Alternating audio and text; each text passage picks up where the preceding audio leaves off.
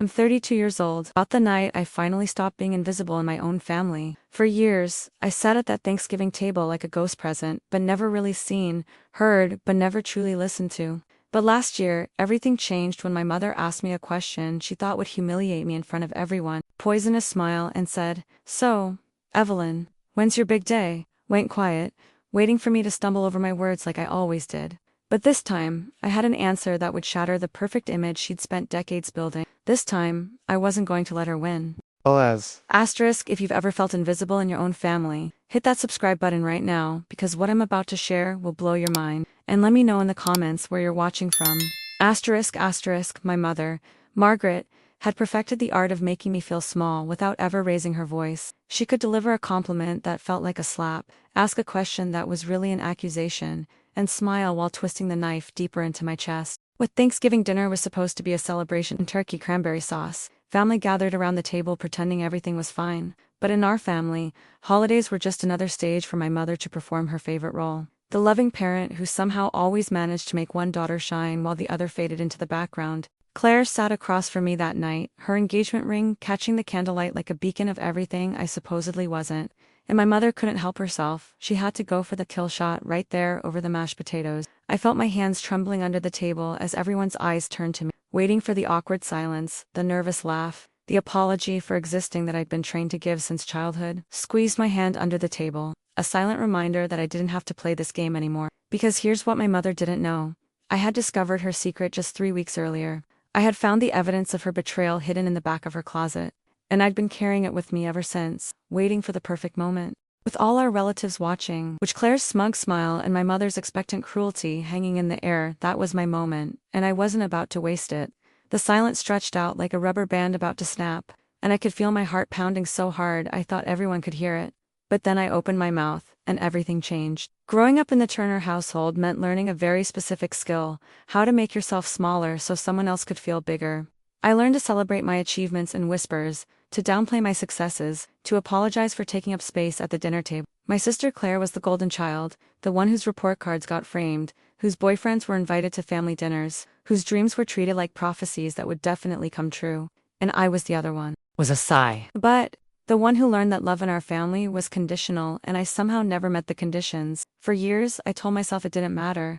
I built a life outside that house, found people who saw me, created my own definition of success. But deep down, there was still that little girl waiting for her mother to look at her the way she looked at Claire, with pride instead of disappointment. Something inside me cracked open with hope. My moment to finally be celebrated. To have my mother organize something special for me, to feel like I mattered in the family narrative. Nathan was everything my mother claimed to value. Successful, kind, from a good family, stable. About the engagement, how she said that's wonderful, and you'd use to acknowledge someone's new haircut. When I pushed down the disappointment and threw myself into wedding planning, convinced that once she saw how serious this was, how important it was to me, she'd step up and be the mother I'd always needed. I was so naive. I actually believed that this time would be different.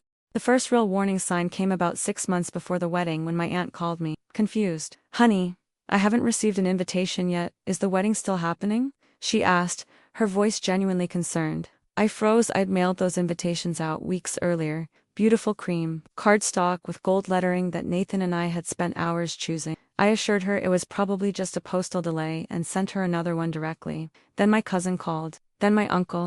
Then Nathan's grandmother. People who should have received invitations weeks ago were reaching out, worried they'd been forgotten or that something had gone wrong. My stomach twisted into knots as I realized this wasn't a coincidence. But who? I spent my entire childhood watching my mother light up when Claire walked into a room and dim when I did. Obvious that would have been easier to point out, easier to fight against. Instead, it was 1,000 tiny moments that accumulated over the years, like drops of water wearing down stone. When I brought home straight A's, my mother would glance at the report card and say, "That's nice, honey," before turning back to Claire's latest art project, which somehow always ended up on the refrigerator even though my honor roll certificates went into it. She missed my games because Claire had a theater rehearsal. When I got accepted into my dream college with a scholarship, she spent dinner talking about Claire's boyfriend and how serious things were getting between them. Asterisk, if you're still watching and this is resonating with you, smash that subscribe button and drop a like. Trust me, you'll want to see where this goes, because the revenge is absolutely worth it. Asterisk, I learned to celebrate alone in my bedroom, looking at my achievements in the mirror and telling myself they mattered even if nobody else seemed to think so. I stopped bringing home awards because it hurt less not to see the disappointment on my mother's face that I wasn't Claire. I developed this skill of making myself invisible at family gatherings, of knowing exactly how to sit quietly and not draw attention, of perfecting the art of being present but not noticed. It became my survival mechanism. If I didn't try, I couldn't try, I couldn't fail to measure up. And for years, I convinced myself this was fine, that I was fine, that I didn't need my mother's approval anyway. But the truth is, you never stop wanting your mother to look at you with pride instead of resignation. You never stop hoping that one day she'll see you on, realize you've been there all along, worthy of attention, worthy of being celebrated just as much as your sibling. I built my entire adult life trying to prove I didn't need that validation, getting a good job, finding amazing friends, building a relationship with Nathan that was healthy and real and nothing like the conditional love I grew up with. But deep down, there was still that little girl inside me waiting for her mother to say, "I'm proud of you," without a but following it. That little girl showed up every time I had good news to share, hoping this time would be different, and every single time, I was disappointed all over again. When Nathan proposed to me on a beach in California, with the sunset painting the sky in shades of gold and pink, I cried tears that were equal parts joy and relief. Finally, I would have something undeniably worth celebrating, something my mother couldn't diminish or compare to Claire's accomplishments. An engagement was concrete, traditional, exactly the kind of milestone my mother valued. I called her from the beach with my hand still shaking, the ring glittering on my finger, my voice bright with hope. I actually believed that this would be my moment to shine in her eyes. Squeezing it gently when he saw my face fall as my mother's response came through the phone, her voice was flat, almost disinterested, as she said the words that would become familiar over the next few months. "That's wonderful, sweetheart. We'll talk about it when you get home." The excitement I felt driving back home slowly curdled into something heavier as I replayed that phone call in my mind. No questions about how it happened, no requests to see photos of the ring. When I got home and showed up at my parents' house to share the news in person, my mother hugged me with the same energy someone uses to hug a distant cousin at a funeral. She looked at my ring for approximately 3 seconds before launching into a story about Claire's recent promotion at work. Tried to compensate with his own enthusiasm, but I could see the familiar pattern playing out. My mother's attention was already elsewhere, already calculating how this development affected her favorite daughter's position in the family hierarchy. I tried so hard not to let it bother me. I told myself I was being childish, that I was planning this wedding for Nathan and me, not for my mother's approval. But as the months went by and I tried to involve her in wedding planning, the signs became impossible to ignore. She was too busy to go dress shopping with me, but cleared her entire schedule when Claire wanted help redecorating her apartment. She forgot her cake tasting appointment but remembered to send Claire flowers just because it was Tuesday.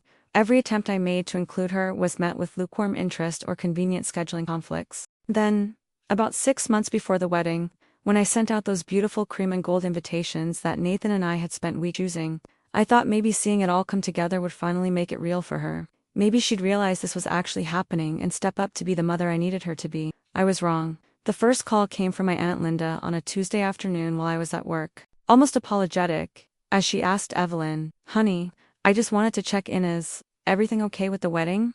I haven't received an invitation yet and I wanted to make sure I didn't miss something." My stomach dropped. I'd mailed those invitations 6 weeks earlier, plenty of time for them to arrive. I assured her it was probably just a postal error and promised to send another one directly. I hung up, feeling uneasy, but tried to brush it off. Right, it happens. But then my cousin Jessica called the next day with the same question. Then Nathan's uncle. Then my college roommate who I'd specifically added to the list. I'd received calls from 11 different people who should have had their invitations sitting on their refrigerators or tucked into their planners. 11 people who were worried they'd been forgotten or that something had happened to cancel the wedding. Went through the guest list. They hadn't called to confirm they hadn't received anything. The pattern was impossible to ignore. These weren't random postal errors scattered across the country. Every single person on my side of the family was calling. Every single one of my friends, but Nathan's family. They'd all received their invitations without any issues. His grandmother had even sent us a card with a check inside, congratulating us on the upcoming celebration. I sat at my kitchen table that Friday night with the guest list spread out in front of me, a sick feeling growing in my stomach as the truth became impossible to deny. This wasn't a coincidence. This wasn't a postal error. Someone had deliberately intercepted my wedding invitations before they could be mailed, when there was only one person who had access to them, during that crucial window when I'd stored them at my parents' house before the mailing date. My mother had offered to help me address and stamp them, had insisted actually, saying it would be a nice mother-daughter activity. I'd been so grateful for her interest, so happy that she finally seemed engaged in the wedding planning, that I'd said yes immediately. I'd sat at her dining room table for an entire afternoon, carefully writing addresses in my best handwriting while she organized the stamps and promised to take them to the post office the next morning. I never saw those invitations again after I left that day. 3 days after that terrible realization, I drove to my parents' house while my mother was at her book club, and I told him I'd left my favorite scarf in the guest room during my last visit. He barely looked up from the football game as I headed upstairs, my heart pounding so hard I could hear it in my ear. I wasn't really looking for a scar, I was looking for proof. I'd spent 3 sleepless nights trying to convince myself I was wrong, that my mother wouldn't actually sabotage my wedding, that there had to be another explanation. But I needed to know for sure. I needed to see with my own eyes whether the woman who gave birth to me was capable of this level of cruelty. ***, before I tell you what I found, hit that subscribe button because what happens next will absolutely shock you. And drop a like if you think you know where this is going. Trust me. You don't. ***, I started in the guest room, checking the closet where my mother stored gift wrapping supplies and seasonal decorations. Nothing. Then I moved to her craft room, the place where she kept her scrapbooking materials and the endless supplies for Claire's various projects, feeling like a criminal in my own childhood home, half hoping I wouldn't find anything because finding proof would mean accepting a truth I wasn't ready to face. And then, in the back of her closet behind a box of Christmas ornaments, I found them. Over a stack of pristine cream and gold envelopes, still bound with the rubber band I'd used to organize them. Unmailed, hidden, forgotten like I'd been forgotten my entire life. My hands trembled as I picked up the stack, feeling the weight of them, seeing my careful handwriting on each envelope. 73 invitations were supposed to celebrate with me, who were supposed to witness the happiest day of my life, who my mother had decided didn't need to know about it. I sat on the floor of her closet holding those envelopes, and something inside me finally broke. Not in a sad, defeated way, but in a way that felt like waking up. For years I'd made excuses for her behavior, had convinced myself that her favoritism wasn't that bad, that I was being too sensitive, that she loved me in her own way. But this wasn't a momentary lapse or a thoughtless mistake. This was calculated. This was deliberate.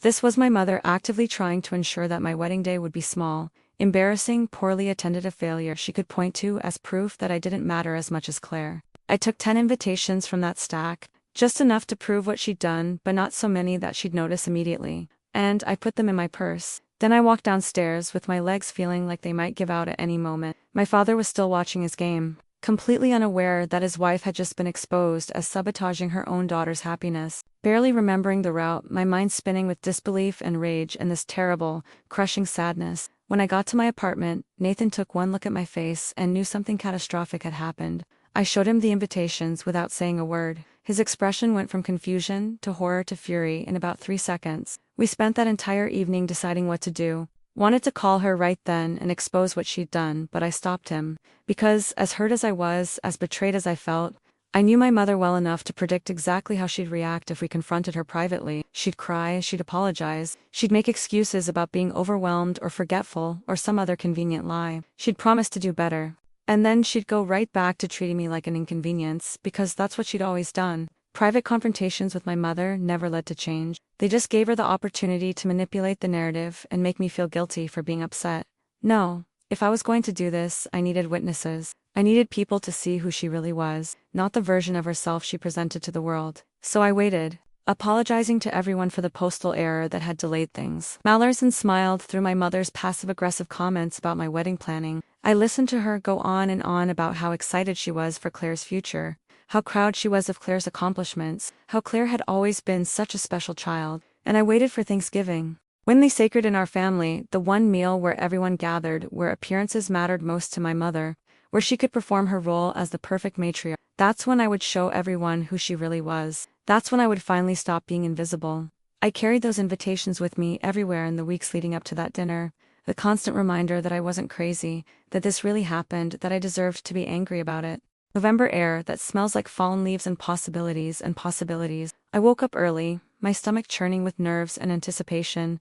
Nathan made me breakfast, but I could barely eat. He kept asking if I was sure I wanted to do this, if I was ready for the fallout, if I understood that things might never be the same after today. I looked at him and said yes to all of it. Because things were already broken, I was just finally ready to stop pretending they weren't. I put on a burgundy dress that made me feel strong, did my makeup carefully, and slipped those 10 invitations into my purse. They felt heavier than they should have, like they were made of lead instead of paper. But they were my proof, my evidence, my ammunition. We arrived at my parents' house right on time, pulling into the driveway behind Claire's car. The sounds of family gathering, my aunt's laugh, the clatter of dishes being set on the table. It all seemed so normal, so perfectly ordinary, like every other Thanksgiving we'd had.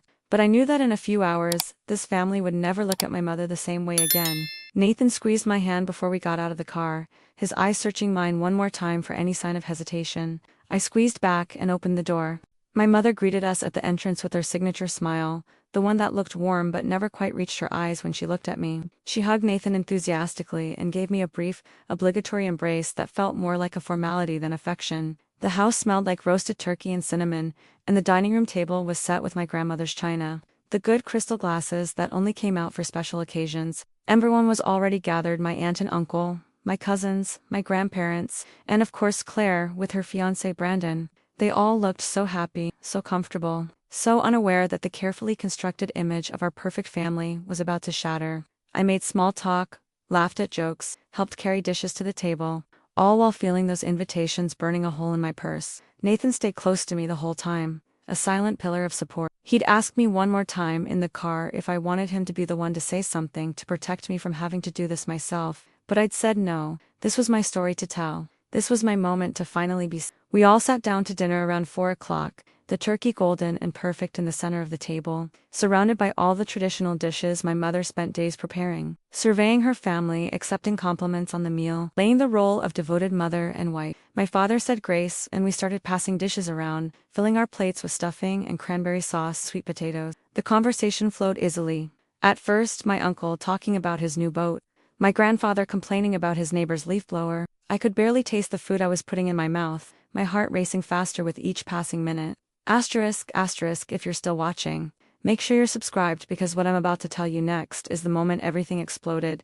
Hit that like button and let me know in the comments if you've ever had to expose a family member's lies. Asterisk, then, about 20 minutes into the meal, during a brief lull in conversation, my mother turned to me with that smile I knew so well, the smile that looked sweet but had teeth hidden behind it. She raised her wine glass slightly and said in a voice loud enough for everyone to hear, "So, Evelyn, when is your big day again? I feel like we haven't heard much about the wedding planning." The table went quiet, all eyes turning to me. Claire smirked into her wine glass, concerned, like she was just a caring mother checking in on her daughter's life. But I knew what this really was. This was her way of highlighting how small my wedding would be, how few people would attend, how I'd failed to make it the grand celebration that hers and Claire's would inevitably be. I felt Nathan's hand find mine under the table, his grip steady and sure. I took a breath, looked directly at my mother, and said calmly, "Actually, Mom, that's interesting. You should ask, because I've been meaning to talk to you about the invitations," with something that might have been fear or surprise, but she recovered quickly. "Oh," she said, her voice still dripping with false concern.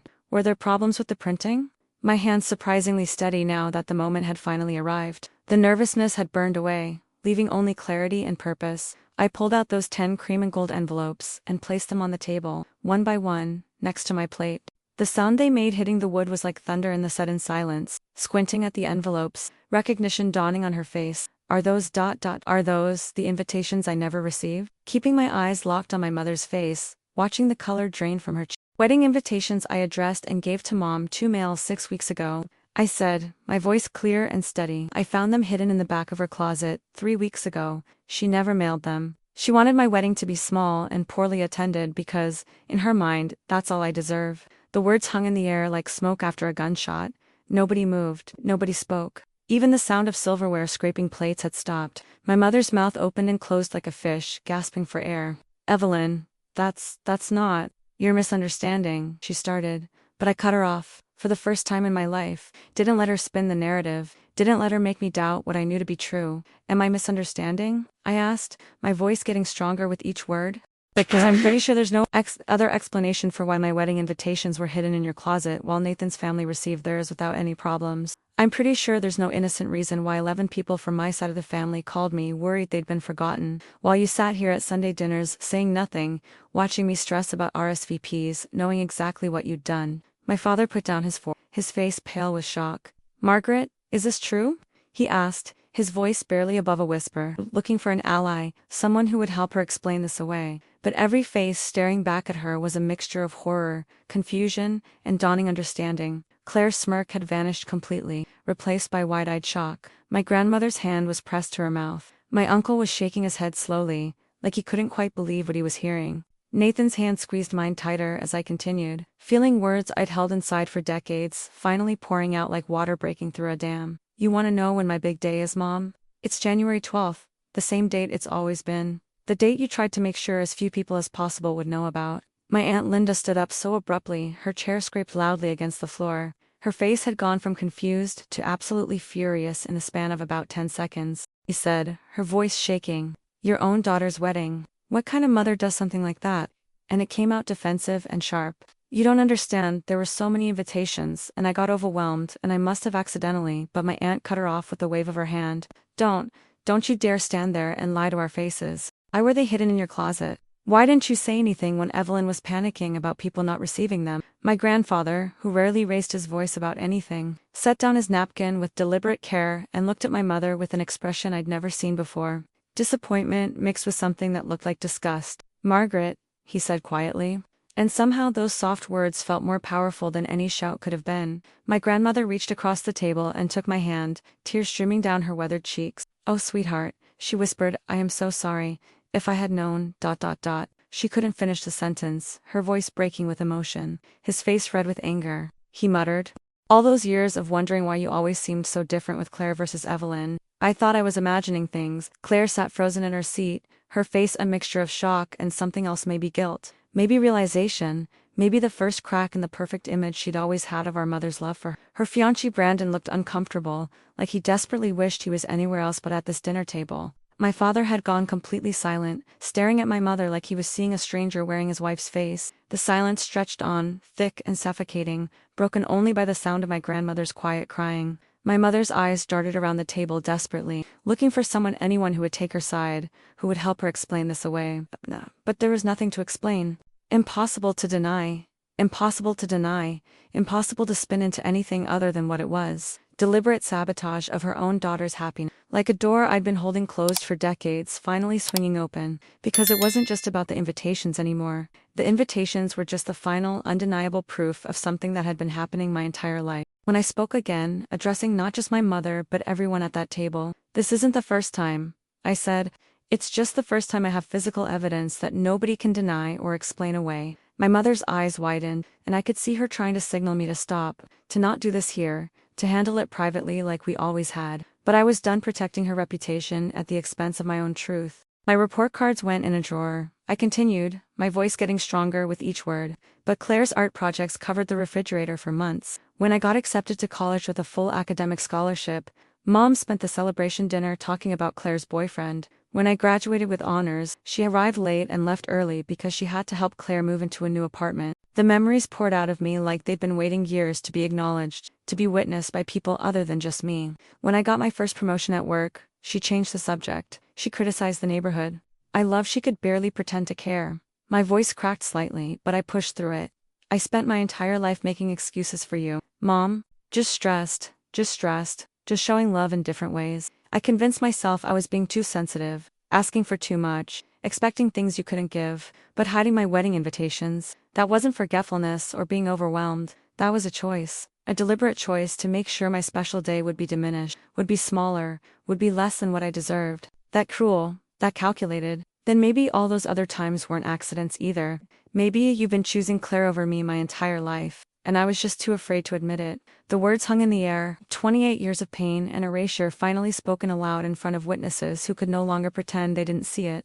My mother's face had gone from pale to red, tears streaming down her cheeks now, but I couldn't tell if they were tears of shame or just anger at being exposed. "I never meant," she started, but I held up my hand, and to my amazement, she actually stopped talking. For the first time in my life, my mother fell silent when I asked her. "I don't need your excuses anymore," I said, my voice calm and clear. "I don't need your apologies or your promises to do better." Which I doubt, it wouldn't change anything. You can't give me back my childhood. You can't give me back all those moments when I needed a mother who was proud of me, who made me feel like I mattered. I stood up from the table, Nathan immediately standing with me, his hand finding mine. "I came here today because I needed all of you to see the truth," I said, looking around at my family's shocked faces.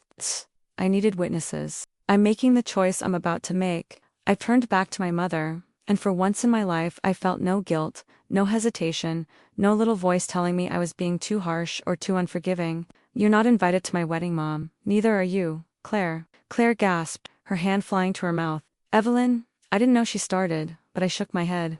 Maybe you didn't know about the invitation specifically, but you knew about everything else. You knew she treated me differently. Your whole life, and you never once stood up for me. I picked up my purse, the weight of it lighter now without those invitations inside. To everyone else here who wants to celebrate with us, the wedding is January 12th at St. Mary's Church, reception to follow at the Garden Hall downtown. You're all welcome. You always were.